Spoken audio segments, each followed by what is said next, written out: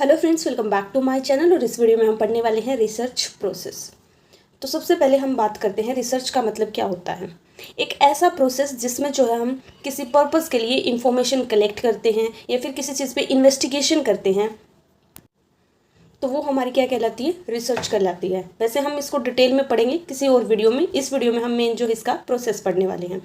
तो research process में basically हमारे 7 स्टेप होते हैं। अब देखो, एक एग्जांपल हम यहाँ पे लेते हैं पहले, फिर उसको रिलेट करेंगे इन 7 स्टेप से। फॉर एग्जाम्पल, मेरी किसी भी चीज़ की शॉप है, मेरी कपड़ों की दुकान है, ठीक है। तो मैंने जो है अपने कपड़ों की दुकान बहुत अच्छी चल रही थी, फिर पता चला कि जो है मेरी जो है वो सेल्स क्या हो रही है, कम हो रही है, ठीक है। सेल्स कम हो रही है, मेरे लिए क्या थी, एक प्रॉब्लम थी। फिर जो है मैंने क्या करा, पीछे जो है अपने कुछ भी कंसेप्ट, थ्योरीज वगैरह या फिर जो प्रीवियस रिसर्च है उनको मैंने पढ़ा कि जो सेल्स है वो क्यों कम होती है।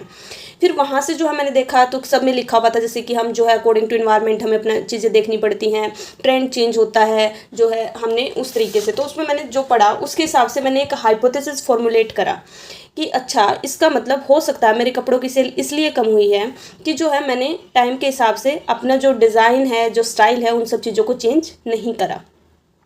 फिर इसके लिए मैंने एक क्या करा कि क्वेश्चनरी प्रिपेयर करा, जिसमें मैंने लिखा कि जैसे बहुत सारे क्वेश्चंस लिखे, एक लॉजिकल में जो है लॉजिकल वे में उसको अरेंज करके लिखा गया कि भाई क्या आप जो मेरे कस्टमर थे उनके लिए, कि आप मेरे कपड़े जो है वो पहले जो आप इस शॉप पे आते थे अब क्यों नहीं आते, ठीक है, किस किस चीज़ की वजह से नहीं आते, अब आप कपड़े कहाँ से खरीद रहे हो। तो इस तरीके से मैंने एक क्वेश्चनरी बनाया और अपने जो है कस्टमर्स, जो भी मेरे पहले कस्टमर थे, ठीक है, उन सबको वो भेजा, ठीक है।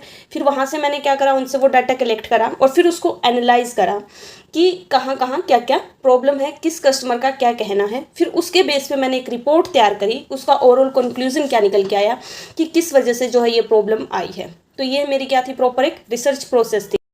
सो सेम वे में हम जो है रिसर्च प्रोसेस पढ़ेंगे। अभी जैसे मैंने आपको पूरी स्टोरी बताई ना, यही है हमारा रिसर्च प्रोसेस और कुछ नहीं है। तो हम डाटा कलेक्ट कर सकते हैं 2 सोर्सेज से, या तो प्राइमरी या तो सेकेंडरी। प्राइमरी जब आप खुद डाटा के जाके कलेक्ट कर रहे हो, सेकेंडरी होता है जब ऑलरेडी डाटा कलेक्ट करा हुआ कहीं पे इंटरनेट से आपने ले लिया, किसी न्यूज़पेपर में था, किसी मैगजीन में था, वहाँ से आपने कलेक्ट करा हुआ डाटा उठा लिया, यानी सेकेंड हैंड डाटा, वो हमारा होता है सेकेंडरी डाटा। अब हम जो है इन सारे स्टेप्स को डिटेल में पढ़ते हैं। स्टेप 1 क्या था, डिफाइन रिसर्च प्रॉब्लम, कि हमारी प्रॉब्लम क्या है। जैसे कि अभी हमने जो एग्जांपल लिया उसके हिसाब से क्या प्रॉब्लम थी कि हमारी सेल्स जो है वो डाउन जा रही थी, तो वो सेल्स डिक्लाइन होने का क्या रीज़न था, ठीक है, ये हमने जो है वो रिसर्च करनी थी इस चीज़ के ऊपर। और ये रिसर्च प्रॉब्लम क्या थी कि हमारी सेल्स जो है वो कम हो रही है, राइट। इसके बाद सेकेंड स्टेप में क्या है, रिव्यू ऑफ लिटरेचर। इसको हम review concept and theories and review previous research finding, ये 2 पार्ट्स में डिवाइड करेंगे। रिव्यू कंसेप्ट एंड थ्योरीज में क्या होता है, जो किसी ऑथर ने थ्योरीज वगैरह दे रखी है, कंसेप्ट दे रखे हैं, वो हमने स्टडी करे, वहाँ से हमने कोई आइडिया लगाया। सेकंड चीज़ क्या है, रिव्यू प्रीवियस रिसर्च फाइंडिंग। पहले हमने कोई रिसर्च करी थी, या फिर मान लो हमारे जो कंपिटिटर हैं, जो हमारे टाइप का सेम प्रोडक्ट बेच रहे हैं, उनकी कोई रिसर्च है, वो हमें कहीं से मिल गई, तो वो हम स्टडी करते कि सेम अगर उस टाइम पर उनकी सेल्स इंक्रीज हुई थी तो उसका रीज़न क्या था, क्या पता सेम हमारा भी हो। तो हम उन चीज़ों को क्या करते हैं, एक बार रिव्यू करते हैं। थर्ड स्टेप में क्या होता है, फॉर्मुलेट हाइपोथेसिस। हाइपोथेसिस क्या होती है, एक टेंटेटिव अजम्पशन होती है, एक जो है टेम्परेरी आप बोल सकते हो स्टेटमेंट होती है, जो हम एक तरीके से अज्यूम करते हैं किसी चीज़ के बेसिस पे। जैसे कि अब हमें पता चला, हमने वहाँ से जो वो लिटरेचर का रिव्यू करा, तो उसके बेस पे हमें पता चला, अपने दिमाग में एक आइडिया आया कि हाँ, हो सकता है हमारी सेल जो है वो हमने जो है जो भी न्यू ट्रेंड चल रहा है मार्केट में उसको फॉलो नहीं करा, तो इस वजह से कम हुई है। तो ये हमने क्या कर लिया, एक हाइपोथेसिस बना लिया।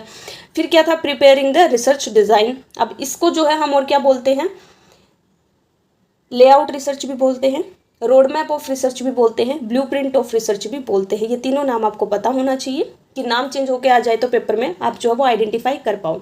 दोबारा बता रही हूँ, layout research, road map of research और ब्लूप्रिंट ऑफ रिसर्च, ठीक है। ये 3 नाम और इसके आपने याद करने हैं। इसमें हम क्या करेंगे, एक फॉर्म बनाएंगे जिसके अंदर क्वेश्चनरी होंगे, जो कि हम लॉजिकल वे में अरेंज करेंगे, जिससे जो है हमें जो है पता चल सके कि हमारे जो है कस्टमर्स को जो है प्रॉब्लम कहाँ आई है, क्यों वो हमारा प्रोडक्ट अब नहीं लेना चाहते। तो यहाँ पे हमने जो है वो डाटा कलेक्ट कर लिया। डाटा जो हम प्राइमरी और सेकेंडरी डाटा कलेक्ट कर सकते हैं। प्राइमरी होता है जब हम खुद जाकर डाटा कलेक्ट करें, हमने ऑब्जर्व करा ठीक है, चीज़ों को ऑब्जर्वेशन से फाइंड आउट करा। हमने हो सकता है अपने कस्टमर का पर्सनल इंटरव्यू लिया, या उनको जो भी, अब वो हमारे पुराने कस्टमर थे तो उनका जो फ़ोन नंबर वगैरह हमारे पास था तो हमने फ़ोन करके उनसे फ़ोन पे इंटरव्यू लिया। उनको हमने मेल भेज दी, मेल के थ्रू क्वेश्चनरी भेजा जिससे वो फुलफ़िल करें, ठीक है। या फिर थ्रू शेड्यूल्स, जिसमें होता है कि मैं खुद जाकर जो है वहाँ पे अपने जो भी पुराने कस्टमर्स हैं उनसे इन्फॉर्मेशन कलेक्ट कर रही हूँ और खुद जो है वो क्वेश्चनरी को फुलफिल कर रही हूँ। सिंपल जो फर्स्ट वाला, इसमें तो क्या होगा, जो कस्टमर है वो क्वेश्चनरी फुलफिल करेगा, बट शेड्यूल वाले में क्या होता है कि मैं खुद जाऊंगी कस्टमर के पास, कस्टमर से क्वेश्चन पूछूंगी और फिर जो जवाब देंगे वो मैं खुद फिल करूंगी, ठीक है। फिर उसके बाद डाटा एनालिसिस में क्या होगा, अब हमने इन्फॉर्मेशन तो कलेक्ट कर ली, अब हम इसको एनालाइज करेंगे। अगर हमने कोई हाइपोथेसिस बना रखा था तो उसको टेस्ट करेंगे, जो हमने थर्ड स्टेप में अगर फॉर्मुलेट करा है तो। अब क्योंकि हाइपोथेसिस फॉर्मुलेट करना कंपलसरी नहीं होता, अगर बना रखा तो उसको हम यहाँ पे अभी टेस्ट करेंगे और जो भी हमने डाटा कलेक्ट करा है उसको यहाँ पे एनालाइज करेंगे कि क्या क्या चीज़ें हुई हैं जिसकी वजह से हमारे कस्टमर जो है अब हमारे पास नहीं आते।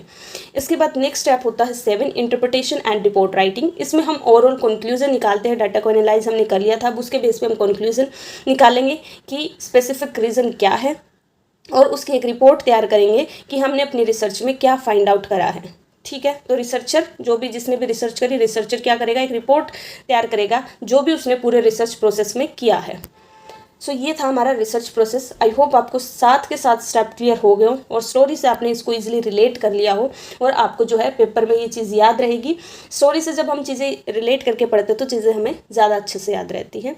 सो गाइज, आज की वीडियो में इतना ही। Thank you so much for watching this video. Please like, share and subscribe. Bye bye, take care, have a good day.